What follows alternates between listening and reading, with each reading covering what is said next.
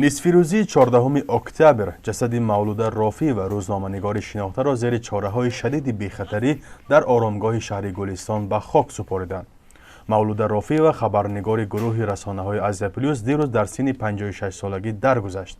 سبب مرگ او را هرچند دقیق شرح نداده بودند، ولی طبیبان بیمارخانه ولایتی با نقلیات طبی جسد او را مستقیم به قبرستان شهر گلستان آوردند و با رضایت پیوندانش زیر چاره امنیتی دفن کردند. در همین حال نزدیکان و دوستانش نیز گفتند هرچند پیشتر نتیجه تشخیص بر کووید 19 سپاریده‌اش منفی بودند، ولی چند روز اخیر از سلفه و حرارت بلند رنج میکشید. دو روز پیش آخران تلفن کرد، همین خیلی جواب گردانده که من نفسم گشته است، گامزین نمیتونم بخش. مولوده رافی و از روزنامه‌نگاران فعال زن در ولایت سوخت بود که در انعکاس سریوقتی اخبار مهم منطقه شمال کشور سهمی بسان نظررس داشت و موضوع گرفتاری به کووید 19 را در شمال تاجیکستان هم انعکاس میکرد. او همچنین راهبر نمایندگی انجمن ملی رسانه‌های مستقل در ولایت سوخت بود و از حق روزنامه‌نگاران دفاع میکرد.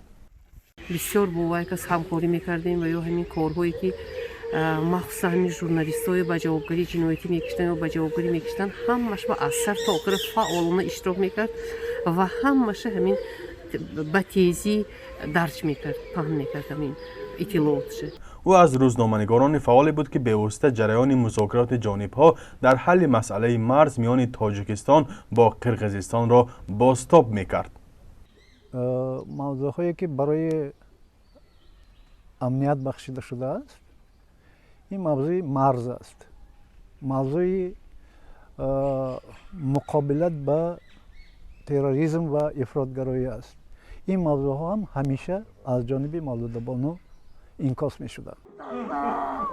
مولوده رافی و 30 دکبر سال 1963 در شهرک ادرسمان تولد شده است. حدود 20 سال اینجانب به حیث خبرنگار خبرگزاری آزیا پلیوس در ولایت سوخت فعالیت داشت و در حل صدها مشکل جامعه و منطقه مطلب ها به نشر می رساند. از او 4 فرزند برکمال نیز باقی ماند.